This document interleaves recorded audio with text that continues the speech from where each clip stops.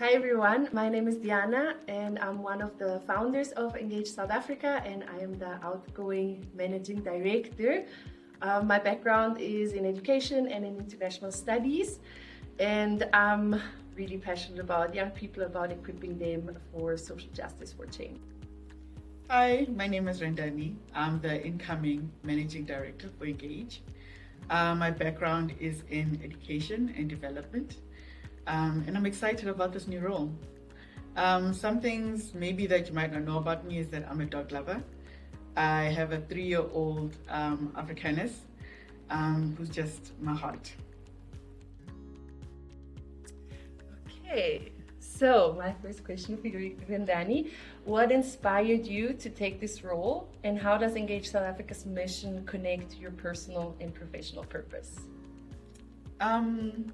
So I would say to that question, I've always been passionate about youth development, and something that I love about this role, especially this organization in particular, is the fact that values are lived and not just spoken about.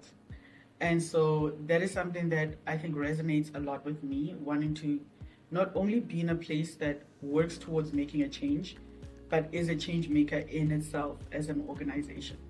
So youth development, tick, and organizational culture, just being kept true to what it is supposed to be. Tick. So I'm gonna go ask a question. Diana, when you think about your time leading Engage, what was the purpose that grounded you through the challenges and Whew. I think really seeing the impact and actually the young people. Starting the organization, building it up, it's not been easy. I think any entrepreneur could, testify to all the challenges and all the growth that happened along the journey. I think what has kept me going is really seeing the impact and also seeing the need for our programs. I believe these young people are incredibly capable, but often they're not equipped with the skills, they're not given the platforms. So us being the ones who provide that, I think has really kept me going. And then really also our team. We have an amazing team, we have incredible facilitators. So seeing people really bring themselves authentically to the job and kind of create that orange spirit is really just something that keeps motivating me. Yeah. awesome? What values or principles do you want to carry forward as you take on this responsibility? I think the value of integrity is important. We often talk about it in culture and so on, but are we actually living it? And this is something that I'm passionate about, especially because we work with very young people, to keep that spirit that you can still have your integrity and work. It's a bit difficult to define because you're looking at how to do this very difficult work at times while keeping true to the principles of integrity. So, yeah, I look forward to that. Yeah. Okay. So Diana, what has leading this team taught you about collaboration, resilience, and impact? Yeah, I think we underestimate how difficult, leadership is. And I think we don't, funny enough, as Engage, part of our mission is to educate for leadership. But I think it's also been the realization that we don't learn. We're not equipped for leadership. And so I think I've learned a lot along the way, just trying to really be the leader that I want to be, trying to really have a participatory culture where we hear everyone in the team, where we build together, where we grow together and we're able to really kind of leverage everyone's knowledge and skills. So I think there's been a lot of just learning how to best do it. I think also when you lead a team, you start realizing every person wants to be led differently. So how do I lead everyone effectively? How do we also equip? And I think that's one thing I'm proud of. I feel like we've really equipped team members to step up. So our local project coordinators, they started off as facilitators. Our national project coordinator started off as a facilitator in the early days. So I think, and I think leaning on the team, I think sometimes we see this leadership role as I need to lead. No, we need to lean on the team. Oftentimes, it's the team that gives you the resilience. It's knowing that everyone is doing their job, everyone is committed. That gives you the resilience. And I think there's a lot of ripples that come with having a committed team. But it's a journey. And yeah, I wish we had more good leaders to look up to in politics, in business, in social spaces. I feel like everywhere, unfortunately, good leaders are scarce. But that's what we're here for, to change. Is it me, right? Yes, it's me. How do you approach leadership, especially in spaces that empower youth and civic action? I think that's great, especially coming from what you were talking about the different styles that you need to adopt when leading different types of people. But I think especially with young people, the thing that maybe we take for granted as we grow a bit older is that we once were these, bright-eyed, excited people. And part of leading young people has to deal with taking in the passion and the, that energy, while also guiding, but not quashing it. And so for me, that is a very important consideration when I am leading is how do I empower you to still be driven, but capacitate you to know how or what the best practices would be in walking in that direction. So yeah, it may sound a little disjunctured, and that's maybe how my mind is, but I find that those are the best approaches, especially with the kind of work I've done with the youth. They appreciate the back and forth and wisdom from the aged. So Diana, looking back, what moments stand out as a defining turning point for you and the organization? There's been a lot, and actually as I'm transitioning out of the role, I did like a bit of a reflection for myself. So I did like a curve, and it was a lot of turning points. Obviously starting the organization was incredible, and just being able to develop the programs, develop the team. A big turning point was when we started getting core funding, because that really accelerated the organizational growth. It really accelerated us being able to put structures in place, to put processes in place, have proper M&E, have really the capacity to also build for sustainability. So I think that was a major turning point. And then I also think we have been doing intakes of facilitators and training new facilitators every few years.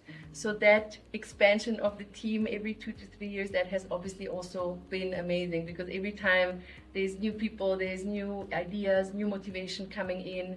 It's also improving our programs, it's expanding our reach. So also going into Malanga, going into the Northern Cape have really been big moments for us. And then another one that comes to mind is the Youth Advocacy Festival that we hosted in 2023 with the University of Pretoria. It was a 2-day event with 800 young people from 3 provinces. We were a tiny team, but it was a success. And it really put us on the map. It created so many good partnerships with other organizations. So that was also, I think, one of the highlights for me. Yeah. As you step in, what is one thing you're most excited to build or to strengthen? Okay, so I don't want to sound pompous, because I feel like you guys have done an incredible job at establishing really quality programs, as well as just a really great culture, team culture. But I would love to work a little bit more on the operation side. I feel like that is a part of the engine that really keeps an organization growing and going. And so that is something, I think that the nerdy, planner in me is just so excited about putting things into place. And so, yeah, that's what I look forward to. What message do you want to leave for the engaged community, your team and the young people you've worked with and impacted? Okay, this is to the community. I think it's never stop believing in your power to change things. I think we often feel overwhelmed by everything that we see going wrong in the world, in South Africa, in our communities. But there's so much power in each one of us. I mean, if I look back at when we started Engage South Africa, I would not have dreamed to be here and to have been able to lead it to where it got. So I really think believe in your power, keep upskilling yourselves. We're never too old to learn. We're never wise enough to stop learning. So I think it's really important that we keep an open mind. And I think also in the current day and age where we see so much division and so much polarization, let's not forget how important kindness is and how important listening is. And I think so often we kind of forget about the humanity of everyone else. And I really think this is a time that requires a lot of kindness, a lot of understanding, a lot of dialogue. So I think that's what I believe is important in general. To my team, just a really big thank you for being the most amazing humans ever, and I'll be showing up to youth events if I'm allowed to. And I think to our alumni and our community, just keep being committed. Please carry the change wherever you go, because it doesn't necessarily matter. We don't all have to be activists or change makers, but we all have an impact wherever we go. I think it's Jane Goodall who said that whatever we do, we have an impact. So it's our choice to choose what impact we want to have. Okay, next question. What promise would you like to make to the Engage South Africa community as you lead this next chapter? I would like to promise that what has been established, the foundation of the organization, is not going to be overlooked. This is something that I feel is the very reason why we have this amazing organization today. And so I will always look at what Diana has done with great respect and with the most sensitivity as I work to maybe tweak some things. So trust that my intentions are for the betterment of the organization, but I will definitely keep history and tradition at the center of decision making. Okay, there's one last thing left to do, which is the symbolic act. This has been accompanying us for a while. We use it as a talking stick, as a mic sometimes.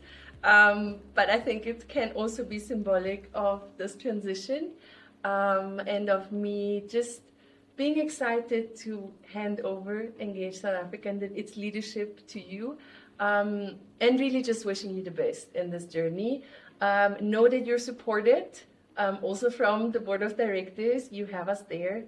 And know that the team is excited, the schools are excited, and yeah, we just look forward and we're here to support.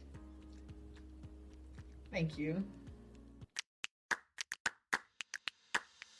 So for those of you who might not know Engage South Africa, we are a non-profit organization based in Johannesburg with presence in 3 provinces, in Gauteng, Mpumalanga, and the Northern Cape. At Engage South Africa, we deeply believe that young people are key actors in creating social justice, in creating change. So we are committed to equipping high school age youth with the knowledge, the skills, the confidence, and the platforms so that they can be leaders and active citizens in their schools, in the communities, and democracy at large. We have a variety of educational and skills development programs. Our my.voice program is a skills development leadership program that really equips young leaders with the foundational knowledge they need to be able to be active. We also have a follow-up program that is called My Initiative, where we help young people start their own civic initiatives with which they can tackle issues that they're concerned about in their communities, in their schools. And then we also host a variety of events to connect young people to platforms, to decision-making spaces. We also have an alumni network where we can further promote young people's leadership. So far since inception, we have equipped more than 2,000 young people with leadership and civic engagement skills. We've mentored more than 120 youth-led initiatives. And we have 3 of our alumni who have moved into junior local government positions. So we are looking forward to keeping that momentum growing, to keep impacting and equipping young people for leadership and for change.